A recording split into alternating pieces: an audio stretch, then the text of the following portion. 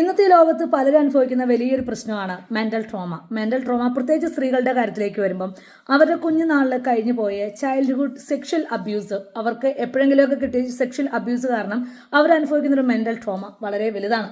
അതായത് ഈവൻ വർഷങ്ങൾക്ക് ശേഷവും വിവാഹത്തിന് ശേഷവും അവർക്ക് കുഞ്ഞുങ്ങളുണ്ടായതിനു ശേഷവും അവർക്ക് ഒരുപാട് ഏജ് ആയതിനു ശേഷവും അവർ പഴയ കാര്യങ്ങളെക്കുറിച്ച് ഓർത്ത് ഒരുപാട് വിഷമിപ്പിക്കും. ഇതിനുള്ള പ്രധാനപ്പെട്ട കാരണം എന്താണെന്ന് വെച്ചാൽ സംഭവിച്ച കാര്യങ്ങളുടെ എല്ലാം ഉത്തരവാദിത്വം സ്വയം ഏറ്റെടുക്കുന്നത് കൊണ്ട് മാത്രമാണ്. അതായത് സംഭവിച്ചതിനെല്ലാം നമ്മൾ തന്നെ റെസ്പോൺസിബിൾ ആണ്, നമ്മൾ തന്നെയാണ് അതിൻ്റെ കാരണക്കാരൻ എന്ന് സ്വയം ആയിട്ട് ഏറ്റെടുക്കുന്നത് കൊണ്ടാണ് ഇത്തരത്തിലുള്ള മെൻ്റൽ ട്രോമകൾ ഭയങ്കര വേഴ്സായിട്ട് വേഴ്സായിട്ട് എല്ലാ വ്യക്തികൾക്കും ഉണ്ടാകുന്നത്. പക്ഷേ താൻ അറിയാതെ നമ്മൾ ഒരിക്കലും അബ്യൂസ് ചെയ്യപ്പെടുകയാണെങ്കിൽ അതിനുള്ള ശരിക്കുള്ള ഉത്തരവാദി ആരാണ്?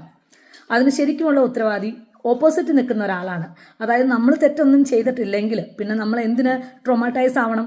ഏതോ ഒരാൾ എന്തോ ചെയ്തെന്ന് കരുതി അതിന് നമ്മൾ എന്തിന് ട്രോമ അനുഭവിക്കണം? ശരിക്കും ഈ ഒരു കുറ്റബോധവും ഈ ഒരു വിഷമവും ആർക്കാണ് വരേണ്ടത്?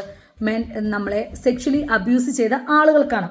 ഇനി ചിലർ വാദിക്കുന്നുണ്ടാവും നമ്മുടെ അറിവോടുകൂടി അല്ലെങ്കിൽ നമ്മുടെ സമ്മതത്തോടു കൂടി, എങ്കിൽ പോലും അതിൻ്റെ പാതി മുക്കാലും ഉത്തരവാദിത്തം അവിടെ ഓപ്പോസിറ്റ് നിൽക്കുന്ന ഒരാൾക്കുണ്ടാകും. കാരണം എന്താ?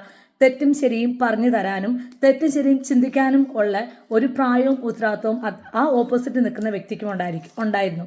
അപ്പോൾ നമ്മൾ മാത്രമാണ് ഇരയായത് മാത്രമല്ല നമ്മുടെ മാത്രം ഉത്തരവാദിത്തമായിരുന്നു ഇതെല്ലാം എന്ന് ചിന്തിക്കുന്നതാണ് ഏറ്റവും വലിയ മണ്ടത്തരം. നമ്മൾ ആ തെറ്റിന് ഈക്വൽ റെസ്പോൺസിബിലിറ്റി നമ്മൾ അങ്ങോട്ടേക്ക് കൊടുക്കുകയാണെങ്കിൽ ഈ മെൻ്റൽ ട്രോമയുടെ ഇൻറ്റൻസ് വളരെ കുറവായിരിക്കും. താങ്ക്